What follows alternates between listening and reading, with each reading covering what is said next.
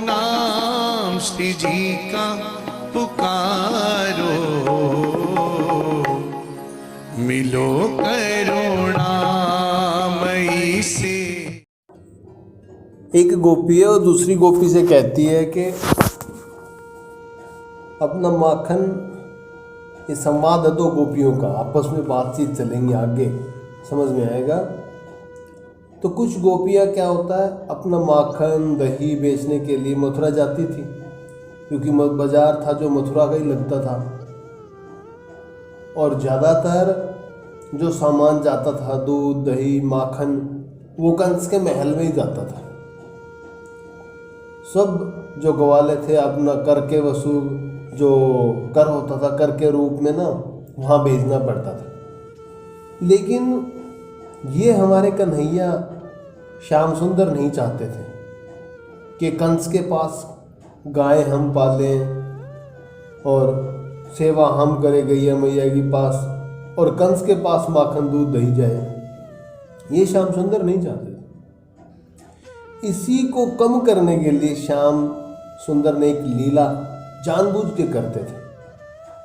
कैसे भी हो ये माखन यहीं रुक जाए, ब्रज में ग्वाल बाल खाएं इसका, क्योंकि माखन में एक शब्द में कहा है अनूप जलोटा जी ने, माखन में माँ शब्द आवत है। माखन इसलिए प्रिय था बहुत, माखन, माँ जिसको खंडन करके निकालती है वो माखन होता है। और माँ कैसे, दूध को फिर दही, दही के बाद फिर मंथन, उसके बाद फिर माखन निकलता है।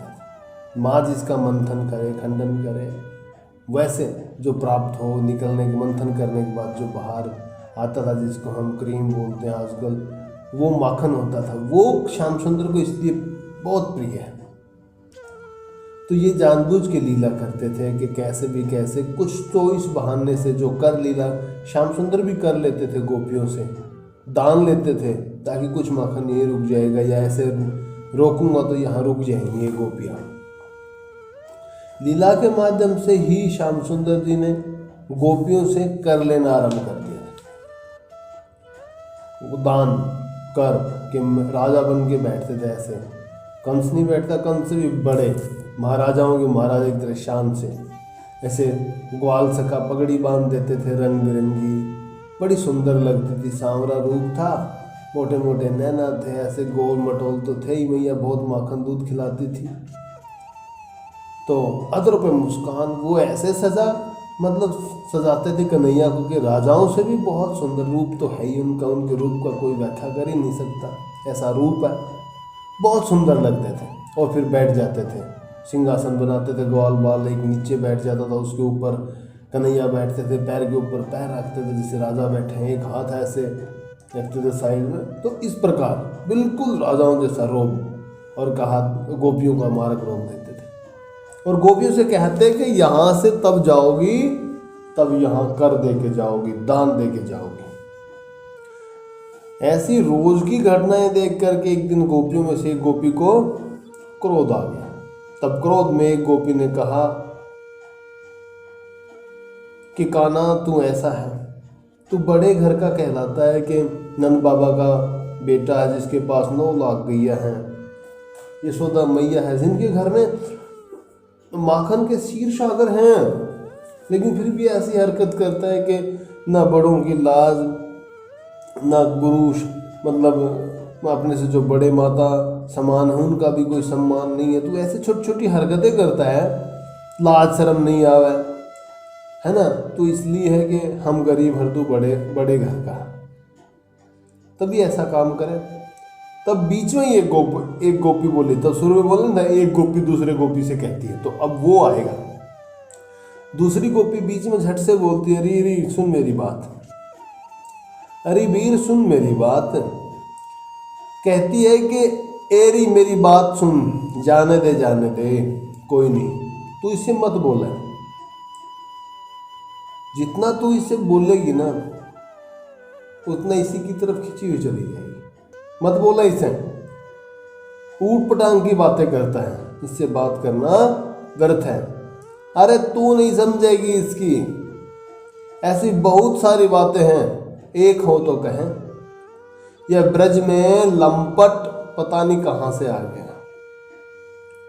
डगर पर जो गंगा यमुना जी में नीर लेने के लिए जो गोपियां आती हैं, और डगर में मार्ग में जो चलती गोपियां ना, डगर पगडंडियां, वहां से जब गोपियां जाती हैं, उन गोपियों को देख करके उनके रूप रंग को भी माप लेता है। अच्छा, दूसरी गोपी बड़ी आंखें फाड़ के देखती है, भाई ऐसा क्या जादूगर है कि रूप रंग को माप लेता है? कैसे? अर्थात समझाया, फिर सुनो। चाल देख करके, वस्त्र देख करके, मुखड़ा मुखमंडल अगर गोपी का ढका हुआ है तब भी पहचान लेता है। चरण देख करके, हाथ देख करके, हस्तकमल देख करके पहचान लेगा, नूपुर देख के पहचान लेगा, बता देगा ये गोपी वो है। और तो और छोड़ो, अगर इसके विपरीत दिशा में भी उस गोपी का मुंह है तो गोपी की यौवन को देख के बता देता है, उसकी चाल ढाल को देख के बताता है कि ये वो गोपी है। अरे ये बहुत लंपट है, इसकी बात छोड़, जाने दे, इससे बात ना कर। इसकी बहुत सारी उल्टी सीधी बात है, इसको जितना बोलेगी उतना उल्टा ही पड़ेगा। हेलो,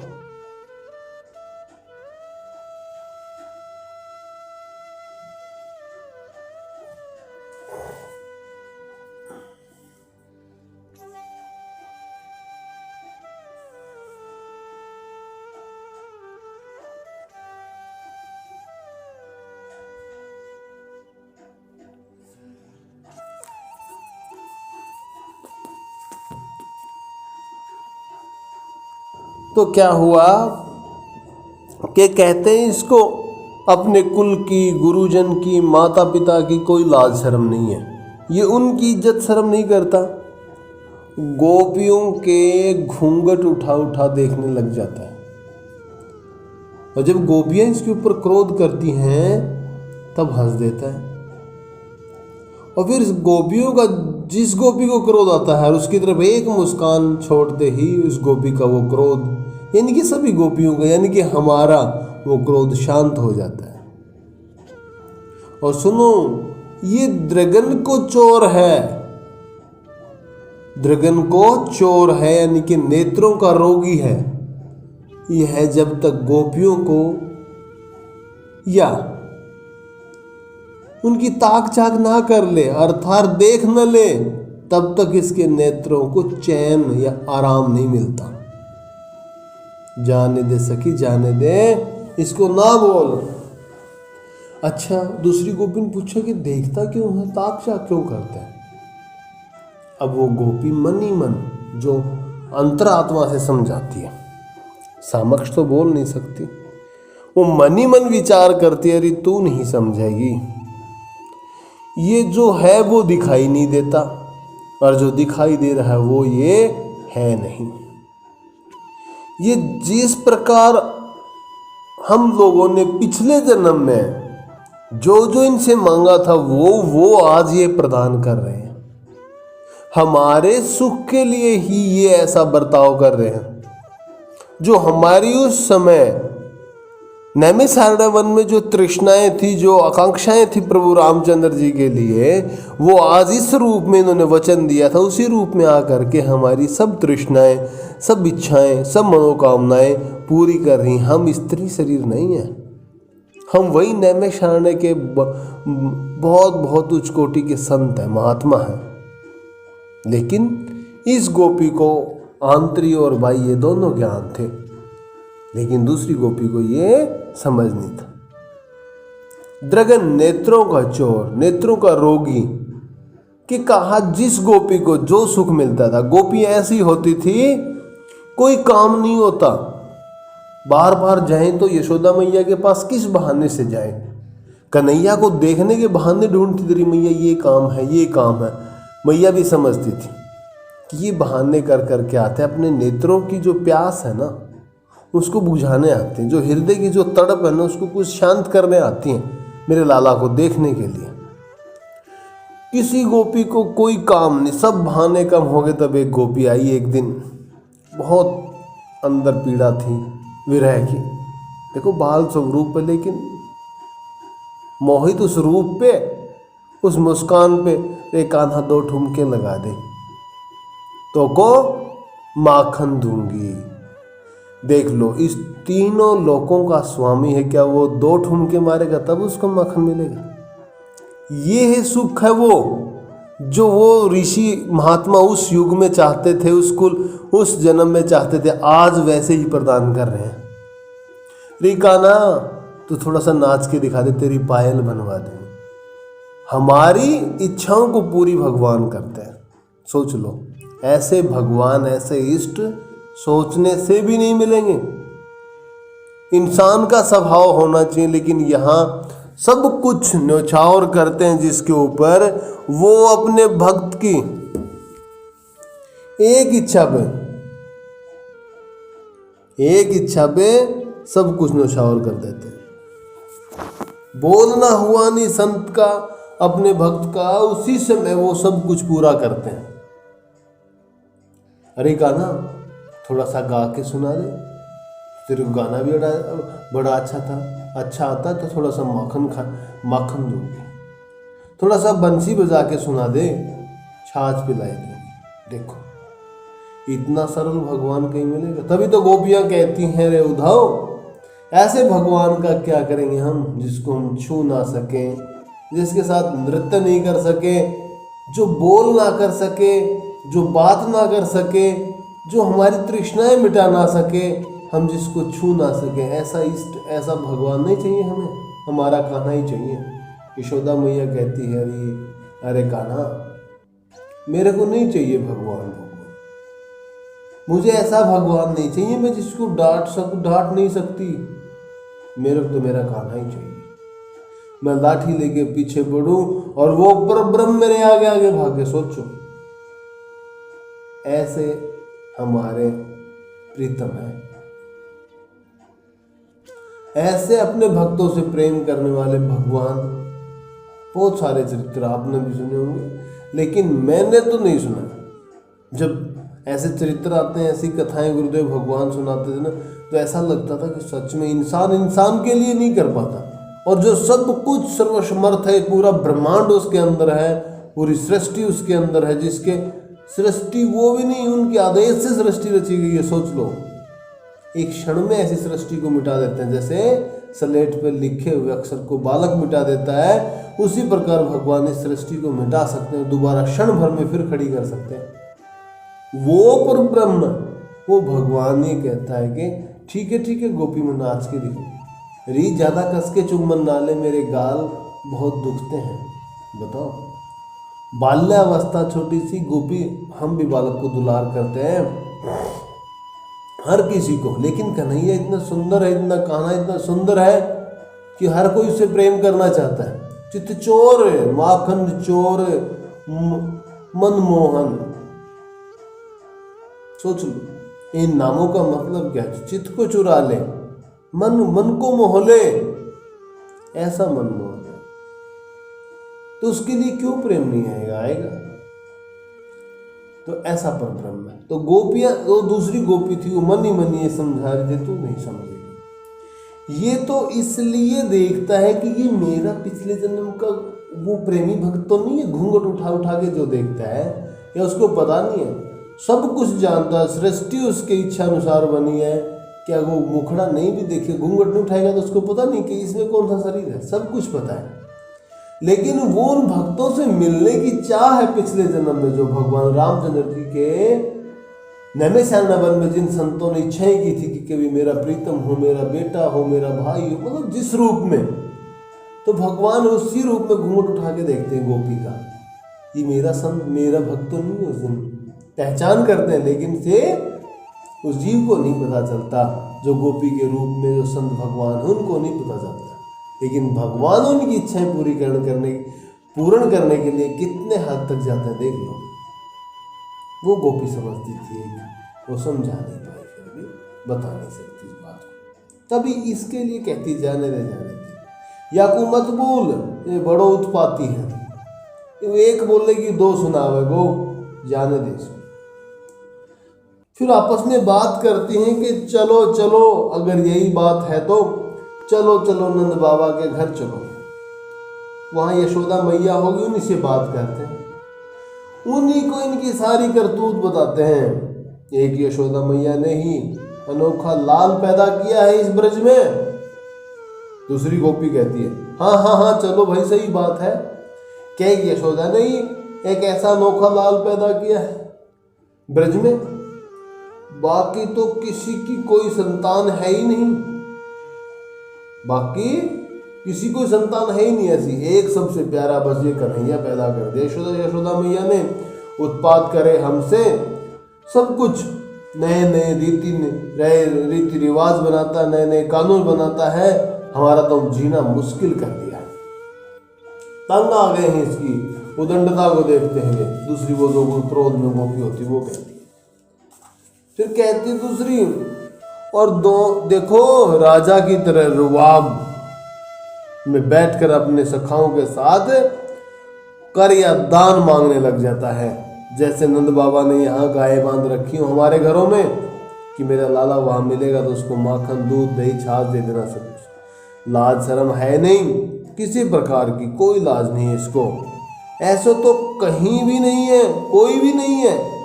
इसकी ऐसी हरकतों से तंग आकर अब तो मेरा मन कर रहा है कि इस नंद गांव को छोड़ के कहीं बाहर चले जाऊं। एक क्षण भी मेरा इस ब्रज में अब नंदगांव में रुकने को मन नहीं है। अच्छा, वो कह के चुप हुई, तब तक कान्हा बोलता है, एक नई गोपी आई थी उसको, अरे ओ नई नवेली गुण भरी। देखो देखा नहीं है, घूंघट किए कह बैठे हैं और उनको कहते हैं अरे ओ नई नवेली गुण भरी। कहती ओ नई नए वाली दुल्हन, ओ मतलब भाभी जी या जो भी शब्द ब्रज में होता था उनमें, कि आप तो बहुत गुणवान लगती हो। दूसरी गोपी कहती इशारा करके नहीं नहीं नहीं, वो उंगली करके कहते वो गोपी जिसके सिर पे वो मटुकिया रखी है ना, जिसके ऊपर अच्छी कलाकारी कर रखी है ऐसे उंगली करके, जिसके सिर पे जो मटुकिया रखी है वो वाली। कह रहे हैं कि ददी जोबन को दान, जो आपका जैसे आपका यौवन है, यौवन अवस्था है, वैसे ही जो माखन है, जो दूध है, जो दही है, उसी के अनुरूप आप इनका दान कर दीजिए। हम पक्का दान लिए बगैर किसी को यहाँ से जाने नहीं देंगे। ये हमारा बिल्कुल अटल नियम है। फिर एक बड़ी सखी है जो पहले की वहाँ पे खड़ी है और जो नई दुल्हन आई है उसको उस सखी से कहती है, सुनो ओ सुहागन सुंदरी, ओ उस नव यौवन ब्रज कुमार की नव सुंदरी नव यौवन वाली पत्नी हो तुम, सुहागन हो। ये कन्हैया है ना, ये अपना हट नहीं छोड़ता बिल्कुल भी। एक बार जो हट कर लिया तो कर लिया। और कह रहा है कि जो रूप रूपी माखन है उसको दान करो, क्योंकि मान अगर चरणों में अर्पित हो गया, अपमान फिर मान अपमान का कोई सवाल ही नहीं रहता। तो कह रही है झट से घूंघट उतार, उघार दे जल्दी, और उसको अपना वो जो मान रूपी रूप है समर्पण कर दे, दिखा दे उसको मोड़ा अपना, नहीं तो नहीं जाने देगा। हम लेट भी हो रहे हैं, वापस नहीं आ पाएंगे, बच्चे भूखे होंगे, ससुराल वाले सास ससुर पति पत्नी मतलब ननंद पति सब डांटेंगे, जल्दी अपना दिखा दे मुखड़ा। ठीक है, तब खोल दिया। तब वो सखी घूंघट खोलती है धीरे से, धीरे धीरे मतलब पल्लू खाती है और मंद मंद मुस्काती है। नहीं, क्योंकि अभी उम्र ज़्यादा नहीं है ना, ब्रजबाला है। धीरे से वो अपना घूंघट खोलती है और मंद मंद मुस्काती है ब्रजबाला। और कन्हैया पता है, जैसे जैसे घूंघट उठ रहा है गोपी का, वैसे वैसे अधरों पे मुस्कान धीरे धीरे बढ़ रही है। और साथ में जो ग्वाल वाल बैठे ना सखा, उनकी तरफ कभी देख रहे हैं, कभी इधर कभी इधर।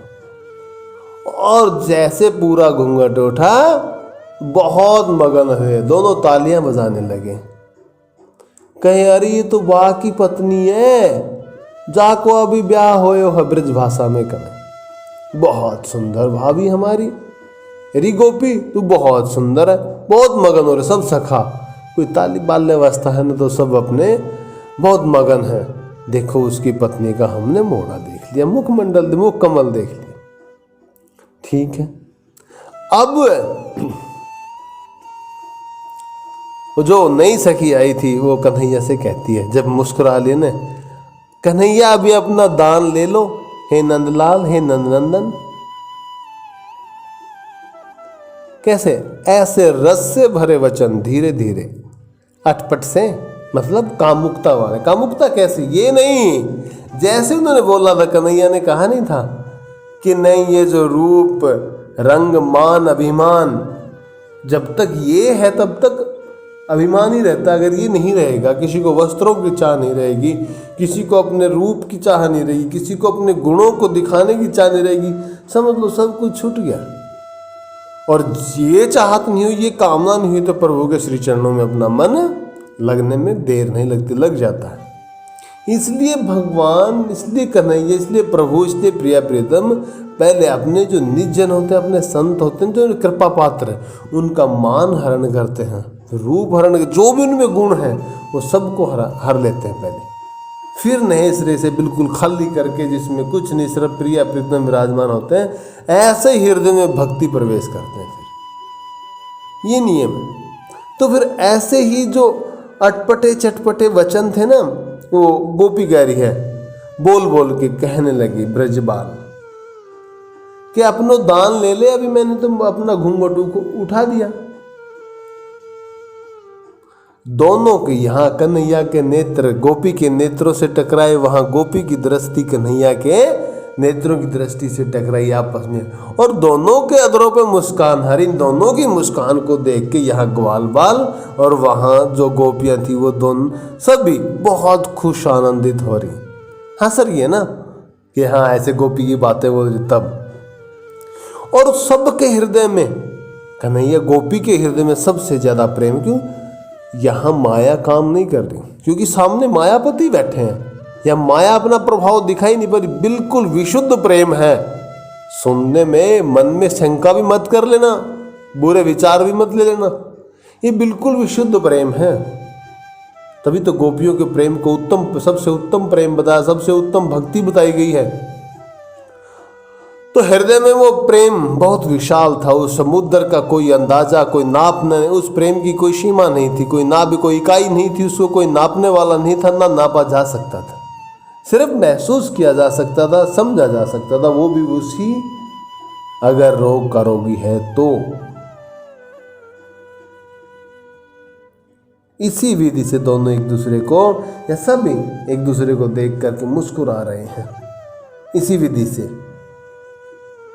और उसी जो प्रेम का आदान प्रदान हो रहा है ना, जो मान हर लिया गोपियों का, तो वही करके रूप में ले लिया उनका मान था, जो समझ लो कर चुका दिया। और गोपाल ने अभी इनको प्रेम दान की भिक्षा दी। फिर गोपी कहती है, सखे अरे लालजी महाराज, लालजू महाराज, आज तो दान मांगते रहे, आप तो दान मांगते रहे, फिर क्यों न लियो? तब लालजू महाराज बोले, अरे सखी दान मांगबे मेरो काम ना है। देख लो यहाँ फिर उल्टा, दान मांगबे मेरो काम ना है। ये तो चलो आज छोड़ दिया, यह रूप कुमार इंद्रकी के सब दान भरी पाए। ऐसे कह रहे हैं कि जो आपका रूप माधुरी का जिसने पान कर लिया, उसके सब दान मुक्त हो गए, उसने सब अपने कर पूरे कर दिए। अच्छा, वो गोपी देख के बहुत मुस्कुराई ऐसी। तो कहती कि अब तू जाने तो दो, जाने दो अभी। तो गोपी कहती है, सखी कहती है लालजू से, मारक दो मोहन प्यारे, अभी जो ये बात है इनसे शोभा नहीं पा रहा। जो आप बात कर रहे हो ये शोभा पाने वाली बातें नहीं है। आपने जो जो कहा हमने वो किया, और आप तो राज दुलारे हो, ब्रज दुलारे हो, सब आपकी और आपके वंश की, आपके कुल की सब इज्जत करते हैं, सम्मान करते हैं, गुणगान गाते हैं, उनका यश गाते हैं। आप ऐसे नहीं। बहुत हंसी हो गई, अब खत्म करो इस बात को हे सांवरे। हमारे कान आपकी मृदु वाणी सुन करके कान में, हमारे कानों में सुनी है वो आपकी मृदु वाणी, कृपा कीजिए अभी जाने दीजिए। आपका तो कोई कुछ करेगा नहीं। मैया आपसे प्रेम करती है, नंद बाबा आपसे प्रेम करते हैं, आपके निज जन जितने भी हैं, आपके भक्त हैं, आपकी प्रियतमा जितनी सखियां सब आपसे प्रेम करती हैं, लेकिन हमारे लिए बहुत सारी मुश्किलें हैं। हम ब्रज में विवाहित गोपियां हैं, ज़्यादा से ज़्यादा विवाहित हैं। हमारे घर में तो हमारे लिए ताले लग जाएंगे, कोई अंदर नहीं घुसने देगा। सास कहेगी मेरे पति को, और पति वहाँ पे हमारे लिए उल्टे उल्टे वचन निकालेगा, हमारा सत्कार नहीं, आदर नहीं, कुछ नहीं होगा, हमारा तिरस्कार और हो जाएगा। इसलिए मान लो हे गोविंद, अब हमारे को जाने दो, रास्ता दे दो, मार्ग दे दो। और सुनो, हमने आज से कह दिया कि हम आपसे आगे से कोई नहीं झगड़ा करेंगे। हारे हम, हारे आप जीते। अरे आखिर में गोपी जब थक गई, दोनों हाथ जोड़ती है, कहती है क्यों राड बढ़ाए हम, क्यों कलेश को बढ़ाए। अरे दो बापन के बेटे हाथ जुड़वा ले अभी मेरे से, अब जाने दे हमारे। ऐसे कहते सकी। तब लालजू मंद मंद मुस्कुरा रहे हैं, बहुत आनंद पा रहे हैं कि गोपियां मेरे को बोले ऐसे, इसीलिए बहुत स्नेह करते हैं गोपियों से। बहुत गोपियों का जो प्रेम है वो बड़ा उत्तम प्रेम बताया। तो कहते हैं लालजू महाराज, अरे रुको रुको रुको, अरे रूप निधान, अरे रूप की सागर, रुको रुको भाई, अभी कहाँ। बरजोरी कित जाओ दोरी, अरे अपना बल दिखा करके जाना चाहती हो, दौड़ लगना चाहती हो, भागना चाहती हो।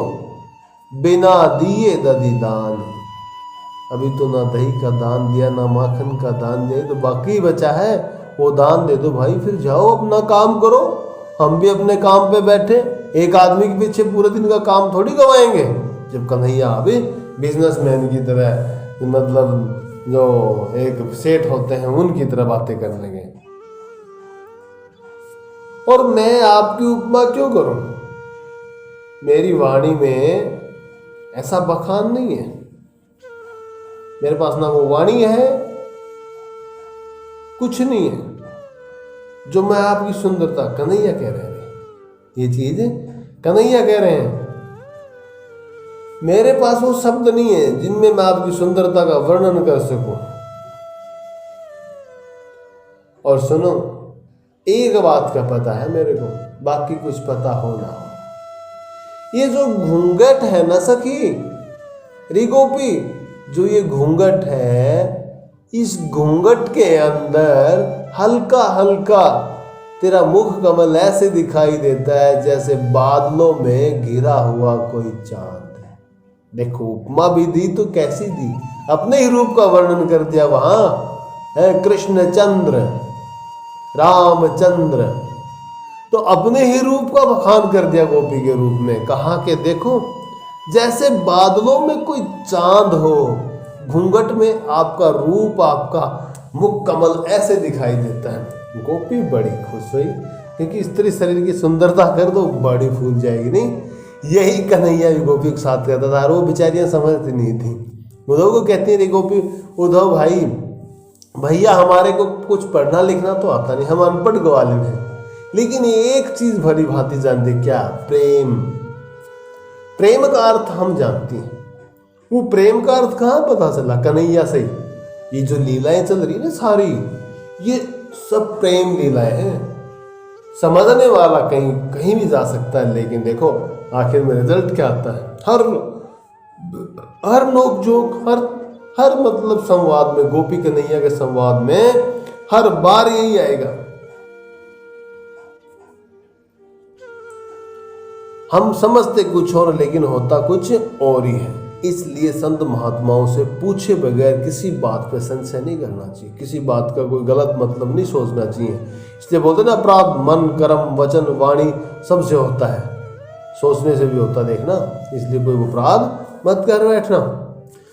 हम निज अपना करके, कन्हैया कहता है कि हम अपना करके तुम्हारे से मांगते हैं। जो दान बोलते हैं ना, कर बोलते हैं, हम अपना समझ के मांगते हैं। और ये आप लोगों की भलाई की बात है, समझ नहीं रहे हो। और रही गोपी, रही तेरी बात, तो तू आज ही आज आई है, हमारी तेरी तो बिल्कुल नई नई पहचान है, संकोच मत कर दे दान। तब कहती है कि ठीक है कर देते। तो वो सखी कहती है, मनमोहन मोसो मति अटको, झटको न चीर मटको न छैल।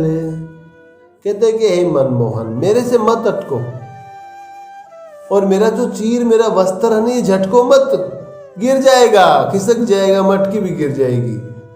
और ऐसे चटक मटक सो गोपाल, मेरो भजन नहीं है, ऐसे चटक मटक सो गोपाल, ऐसे चटक मटक मत करो, कभी इधर कभी टेढ़े छवि, कभी त्रिभंगी अवस्था, ऐसे मत करो। और ऐसे करोगे, मेरे को छेड़ोगे तो जो माखन की दधी की जो मटकी ना, वो चुनरी जो चीर में रखी थी, उसके हाथ ही गिर के टूट जाएगी, पता है। और मैं सब जानती हूं आपके बारे में, जैसे तुम हो ना, वहां पूरे ब्रज में आपकी चर्चाएं होती हैं। आपके जो गुण हैं सब गोपियों ने मेरे को पहले ही बखान कर रखे। क्या मैं भी बखान करूं उनका? है? अरे आपके गुण तो ऐसे हैं, अगर उनके ऊपर किताबें ग्रंथ लिखा जाए तो वो कम पड़ जाए। तो कन्हैया धीरे धीरे मुस्कुरा रहे हैं। गोपी, तो तेरे को पता चल गया मेरे गुणों के बारे में आते ही? तो गोपी गर्दन हिला रही है, बोल नहीं रही, अधरों में मुस्कान है और गर्दन हिल रही, हाँ नहीं, ऐसे गर्दन हिला रही। अच्छा, कह रही कि थोड़ा थोड़ा जो तुम बीच बीच में मतलब हास्य विनोद प्रेम रूपी जो राज दे रहे हो, मतलब एक रूप जो रस जिसको बोलते हैं माधुरी का, या किसी प्रकार का जो हमारे हृदय में आनंद होता है, और जैसे देखा हो ना, वो हृदय में इस प्रकार विराजमान हो जाता, कहीं जैसे चंद्रमा एक जगह पे अटक जाता। हम सोचते हैं कि यहां रुक गया, लेकिन वो वहां रुकता नहीं है, वो अपनी गति से चलता रहता है। इसका आपका जो प्रेम है वो भी हमारे हृदय में, हम सोचते हैं कि हम रुक गया, लेकिन वो रुकता नहीं। उसी प्रेम की नित्य प्रति नई नई कामनाएं होती हैं, इसलिए मन आपकी तरफ खींचा चलाता है। ऐसे सखियां बोलती हैं, मैं तो आज ही आई हूं पहली बार, इसलिए आपके गुणों में ये गुण भी सब बखान करती हैं ऐसा। और अरे तुम दूसरों से कहते हो कि तुम दान दो, तुम तो ब्रज के सबसे बड़े ग्वाले के बेटे हो, नंद बाबा के 9 लाख गैया मैया हैं, खुद दान करते नहीं हो, और औरों की नारियों को, दूसरों की पत्नियों को रोकते फिरते हो। दान दो भाई, दान दो। तुम इतने बड़े दानी हो तो तुम कर दो दान कुछ। तुमने तो यहां दही दूध दही गोरस सबकी लूट मचा रखी है, जिसको कहो उसको दान दो दान दो दान दो। अरे हमारा परिवार कैसे चलेगा, हम इसको बेचेंगे नहीं तो, बिक्री नहीं करेंगे तो कन्हैया कहता है, री गोपी सुन, तू दान दे या ना दे, वो तो देना ही पड़ेगा। मेरा कहना ये नहीं कि नहीं दे, देना ही पड़ेगा दान तो। लेकिन क्या तुम माखन के साथ साथ अपनी माता को भी बिक्री नहीं कर रहे हो? अरे अपने बाल गोपालों को खिलाओ, वो यहाँ मेरे से मांगते रहते, तुम क्यों अपना माखन बेचती हो? इसलिए चोरी करनी पड़ती है। मैंने तुम्हारे बच्चों के लिए देखो उदाहरण दे दिया ना, ऐसा है कन्हैया। और कहती हो कि मार्ग में दूसरों की नारियों को रोकते हो, तो क्या मैं किसको रोकूं? बाल गोपाल भी तो तुम्हारे ही है, तुम्हारा ही माखन, तुम्हारे ही ग्वाल बाल, मेरा तो कुछ है नहीं, तुम्हारे ही घर में है ना। कौन कहता है कि तुम्हारा माखन लूट लिया, चोरी कर लिया, दान कर दिया तुमने? अरे अपने बच्चों को वहां खिला दो, यहाँ देने की जरूरत ही नहीं है। बेचने की लगी रहती है कि 5 पैसे ज़्यादा आ जाएंगे, अब की बार ये कर लेंगे, नया लहंगा सिला लेंगे, नई चोली बनवा लेंगे, चुनरी पे गोटा लगवा लेंगे। ये चीज़ें दिमाग में रहती हैं। अपने बाल गोपालों को कभी माखन नहीं खिलाओगी तुम, और कहती हो कि मैंने लूट मचाई है। अरे क्या करूं मैं? और तुम कहती हो कि मैं सबके नेत्रों में खटकता हूं। कन्हैया ऐसे बोल के बहुत हंसे कि मैं सबके नेत्रों में विराजमान हूं, मैं खटकता हूं। हाँ, गोपी गर्दन हिलाती कि हाँ सबकी नजरों में खटकते हो, सब कोई चाहता है कि शिकायत करें शिकायत करें। और सुनो, किस दिन निकल जाएगी सब, जो ये लंगराई है ना, जो खड़े हो अकड़ करके, किस दिन ये अकड़ निकल जाएगी। और कंधे पे ऐसे हाथ लगे कन्हैया को, गोपी ने साइड किया, चलो हटो अब घर को सटको, चलो घर की ओर।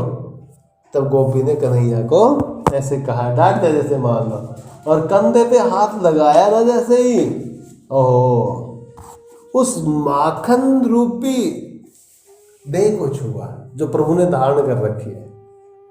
हाथ लगाते इसलिए जैसे माखन में लगा, इतना कोमल, ओ उसकी व्याख्या संभव नहीं है। हाथ लगाते जैसे छुआ तो गोपी को लगा, अरे कहाँ हाथ लगा दिया। कन्हैया देखते मन की, अंतर्यामी भी नाम है ना एक शास्त्र नामों में, समझ गए। गोपी को बहुत आनंदित हृदय में एक आह्लाद, जो खुशी प्राप्त होती वो प्राप्त हुई। और अब घर की तरफ जाइए, बहुत हो गया आज के लिए, इतना ही। और जाने दो इन गोपियों को, इनके घर की जो परेशानियां हो भी समझा करो।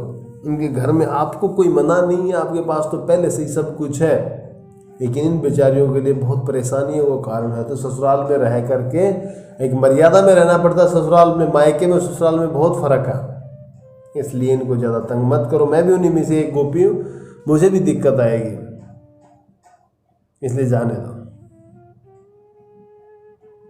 कन्हैया की ये लीला आज यहीं विश्राम करते हैं, आगे की कल। श्री हरिवंश।